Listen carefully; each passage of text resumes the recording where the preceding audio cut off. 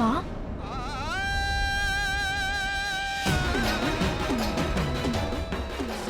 पुत्र प्रेम से विचलित होकर माता कहीं इस दंत को रोकना ना भूल जाएं।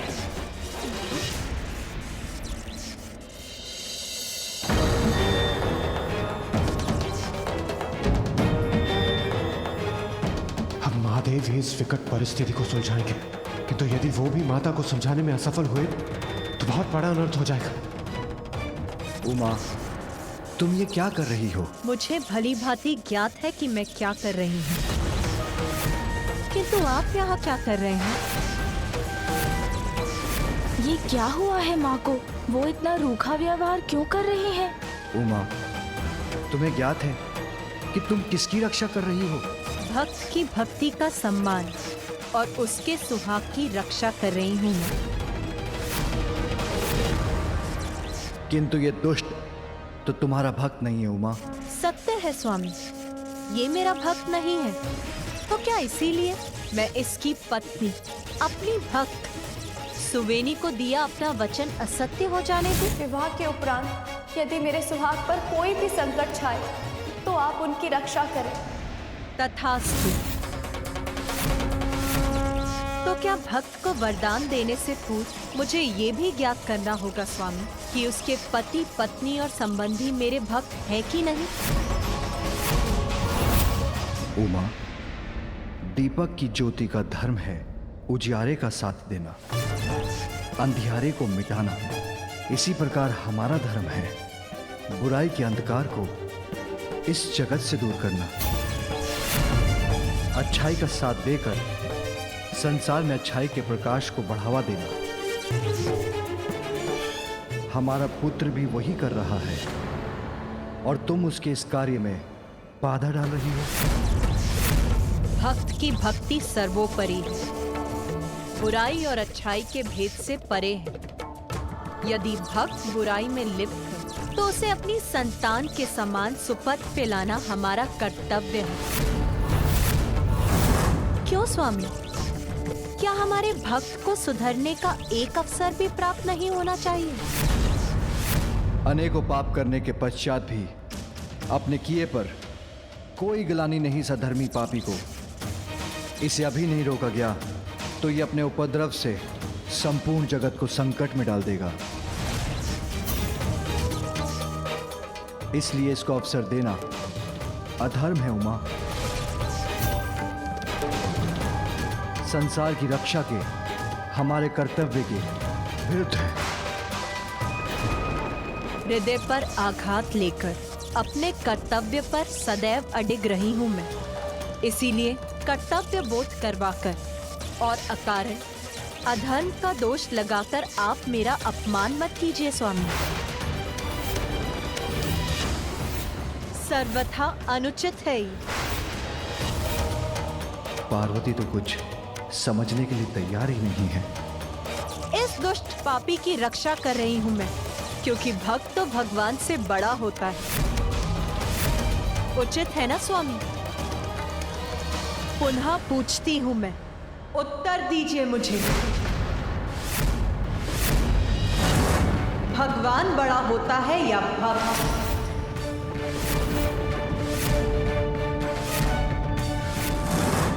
पूर्व में जब मैंने पूछा था तो स्मरण है ना प्रभु, आपने क्या उत्तर दिया था?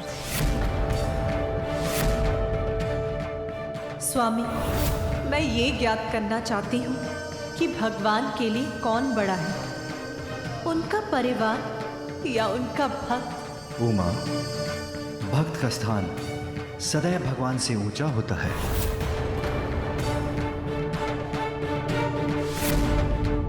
जगत जननी और जगत पिता के अनर्थकारी क्रोध के जागृत होने के पूर्व ही शांत करना अत्यंत आवश्यक है।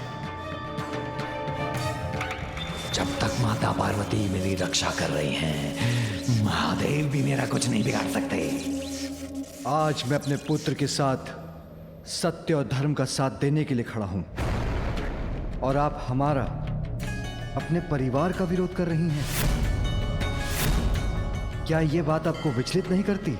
विचलित तो मुझे ये कर रहा है स्वामी कि आप सदैव कहते रहते हैं कि परिवार और भक्त में कोई भेद नहीं। जगत पिता और जगत माता हैं हम। सभी हमारी संतानें हैं जिनका कल्याण दायित्व है हमारा। पुत्र कार्तिकेय को मुझसे दूर करते समय यही समझाया था ना आपने, किंतु आज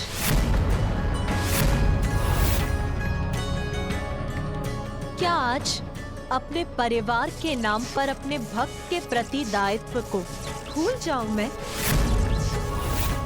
परिवार नहीं पार्वती, धर्म की रक्षा करने का हमारा कर्तव्य ही सर्वोपरि है हमारे लिए। इसलिए इस असुर का बचाव कर अधर्म का साथ दे रही हो तुम, जो किसी भी दृष्टि से उचित नहीं। अनुचित है, अधर्म है। तो क्या अनेकों बार जो आपने असुरों को वरदान दिया वो भी अधर्म ही था? घोर तप किया था उन असुरों ने, तब विवश होकर ही मैंने उनको वरदान दिए थे। तो फिर जो मैं कर रही हूँ वो भी अनुचित कैसे हो सकता है स्वामी? मेरी भक्त है सुवेनी, घोर तप किया है उसने।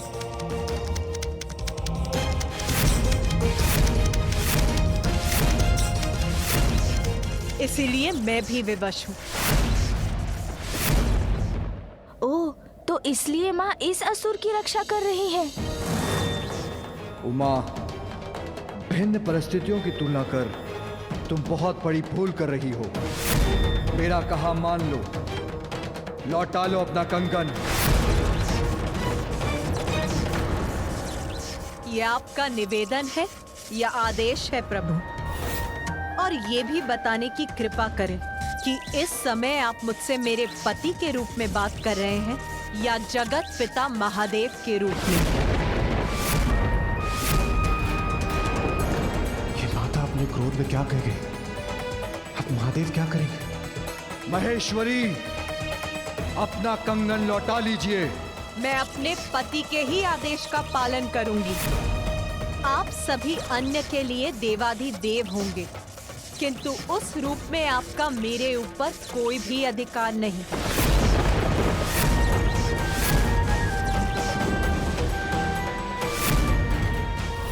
आपकी आज्ञा नहीं सुनूंगी मैं। आपकी आज्ञा नहीं सुनूंगी मैं। आपकी आज्ञा नहीं सुनूंगी मैं।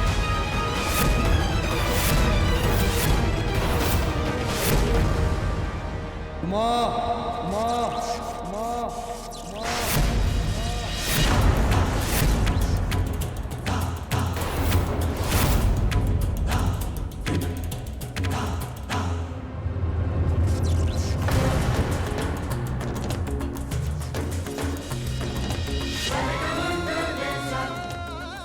माँ तो पिताश्री की सभी बातें अस्वीकार कर रही है।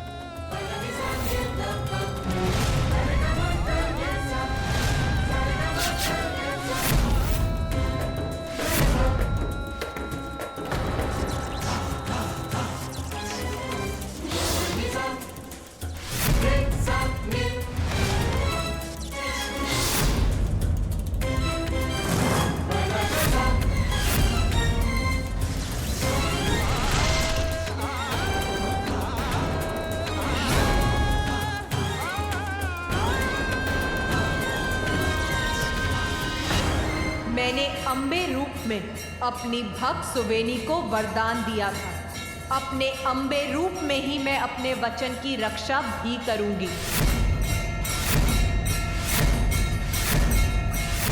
मैं आपको चेतावनी देती हूँ, मुझे चुनौती देने का दुस्साहस मत कीजिएगा। ये कैसा अनर्थ होने जा रहा है?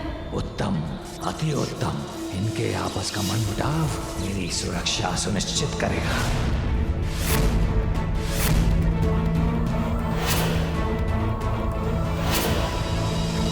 ये कैसी विडंबना है ब्रह्मदेव।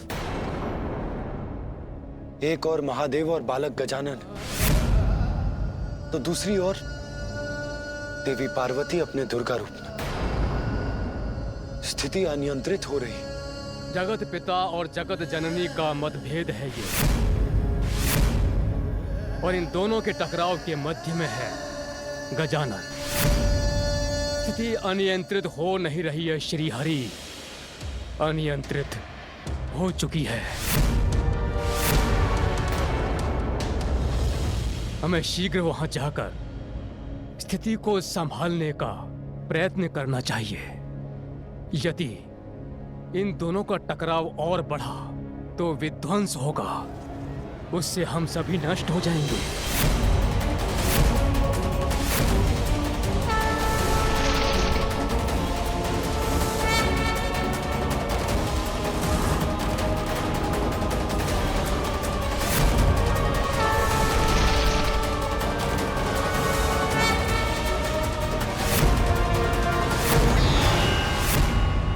यदि मैंने अपना कंगन लौटा लिया तो गजानन का दंत उस सुरक्षा कवच को भेद कर मूषिकासुर का वध कर देगा, और ये मैं कदापि होने नहीं दूंगी। इन्होंने तो और भी विराट रूप धारण कर लिया है और स्थिति भी अनियंत्रित होती प्रतीत हो रही है। ये कैसा हठ है महेश्वरी? गजानन हमारा पुत्र है, तुम्हारा पुत्र है, और आज तुम उसके विरुद्ध जाकर एक असुर की रक्षा कर रही हो।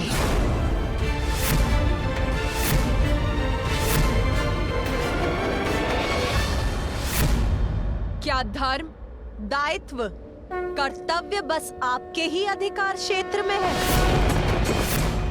आज मैं अपने भक्त के साथ खड़ी हो गई तो वो आपके लिए हट हो गया? क्या आप भूल गए वो क्षण जब आपने हमारे पुत्र गजानन का शीश उसके धड़ से विलग कर दिया था?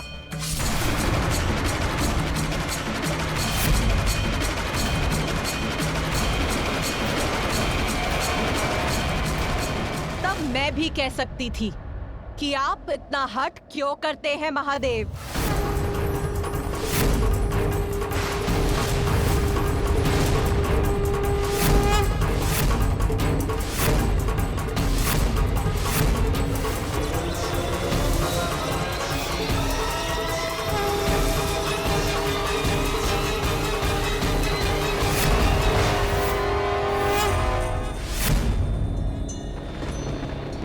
तुम्हें ज्ञात है ना देवी कि मूषिकासुर की दुष्टता का अंत करने के लिए जो उचित है उसी का साथ देने के लिए ही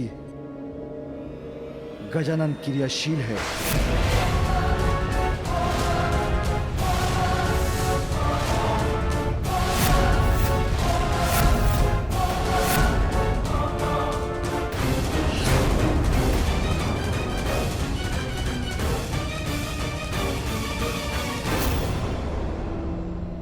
देवी पार्वती, शांत हो जाइए।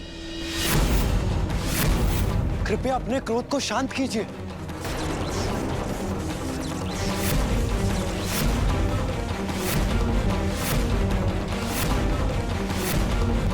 आपको ज्ञात था कि गजासुर एक भयानक पापी असुर है। अनेकों पाप किए थे उसने, किंतु उसने तप कर आपका आवाहन किया।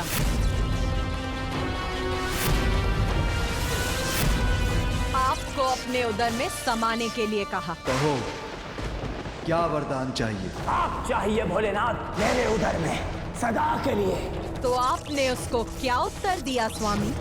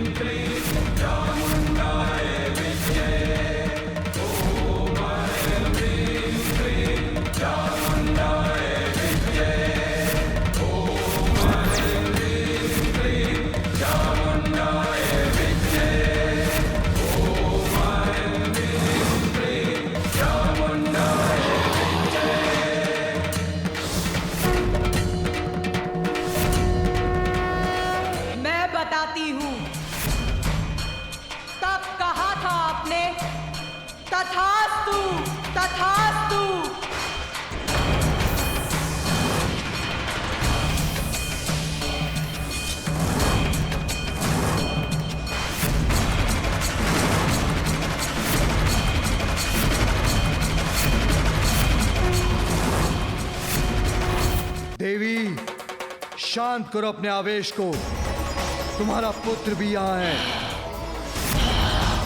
क्या तुम चाहती हो कि वो ये देखे कि उसकी माँ उसके सन्मार्ग को चुनने के कारण इतनी आवेशित हो रही है? मैंने अपने पुत्र को ऐसे संस्कार दिए हैं कि वो उचित और अनुचित, धर्म अधर्म का भेद भली भांति समझ सके। वचन का महत्व समझने में सक्षम बनाया है उसे मैंने। मैं पुनः कह रहा हूं देवी, जो तुम कर रही हो वो अनुचित है। विवश कर रही हो तुम मुझे।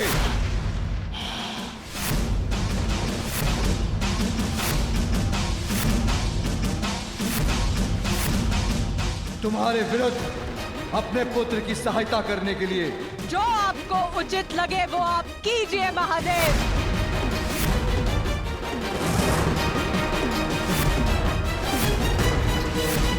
किंतु इतना जान लीजिए, मूषिकासुर की ओर बढ़ने का जो भी प्रयत्न करेगा तो उसे सर्वप्रथम मुझसे टकराना पड़ेगा।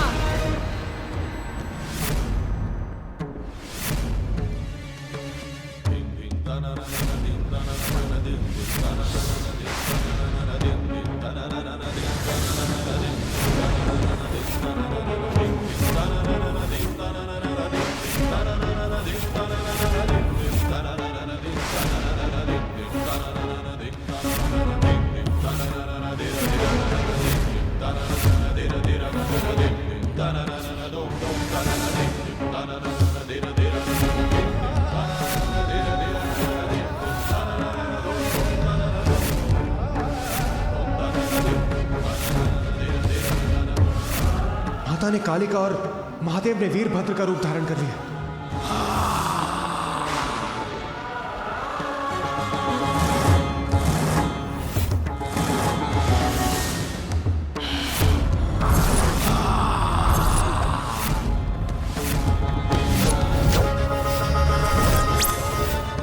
जिसका भय था वही हो रहा है। महादेव और देवी पार्वती दोनों अपने विकराल रूप में हैं। उनके मध्य संघर्ष हुआ तो सृष्टि छिन्न भिन्न हो जाएगी, कोई शेष नहीं रहेगा।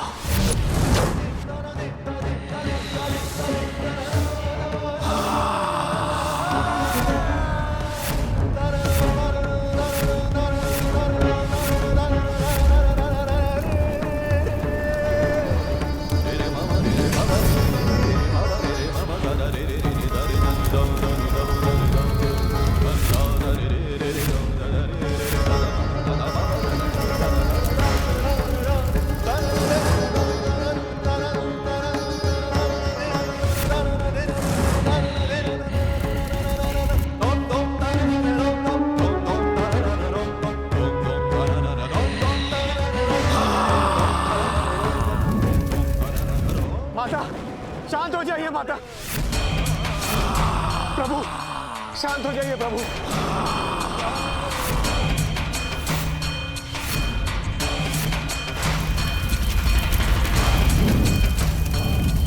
ये जो भी हो रहा है अनुचित है। माँ और पिताश्री में युद्ध नहीं होने दूंगा मैं। माँ, पिताश्री, आप दोनों मेरे कारण युद्ध मत कीजिए।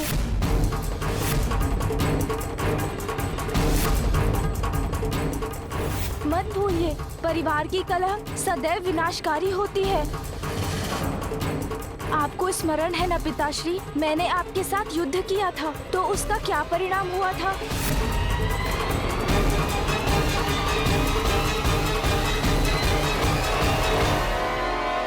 समक्ष जिसका समाधान मिलकर बातचीत कर ढूंढना चाहिए हमें। आपसी टकराव का तो एक ही परिणाम है, परिवार का विनाश। आप दोनों का ये युद्ध मेरे कारण हो रहा है ना, तो माँ, पिताश्री, लीजिए, मैं अपना दंत लौटा लेता हूँ।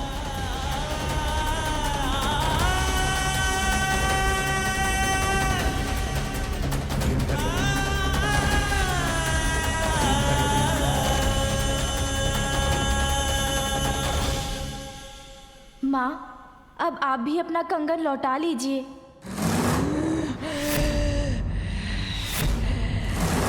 नहीं माते नहीं, मैं पुनः असुरक्षित हो जाऊंगा माते नहीं।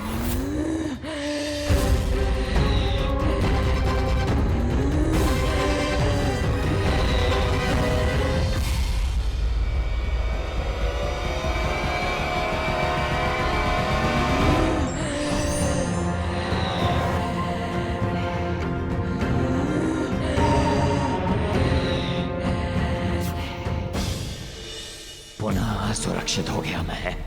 इसके पूर्व की ये संपूर्ण परिवार एक साथ हो जाए, मुझे भाग लेना चाहिए।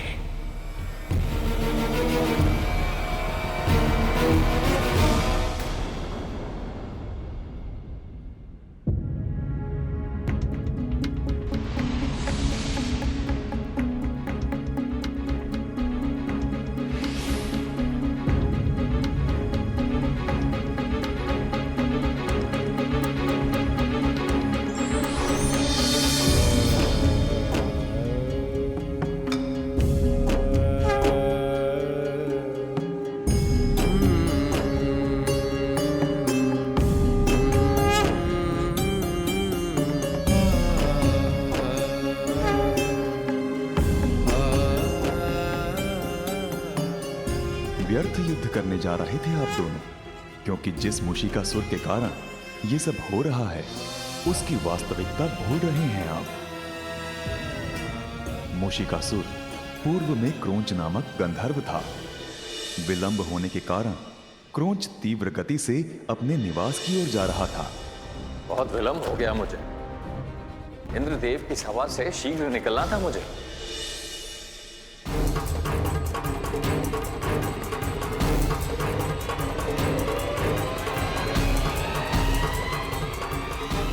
शीघ्रता में क्रोंच ऋषि वामदेव से टकरा गया, जिससे ऋषिवर की वर्षों की तपस्या। ऋषिवर बहुत क्रोधित हुए और उन्होंने क्रोंच को असुर बनने का शाप दे दिया। मैं तुम्हें श्राप देता हूं कि तुम असुर बन जाओगे।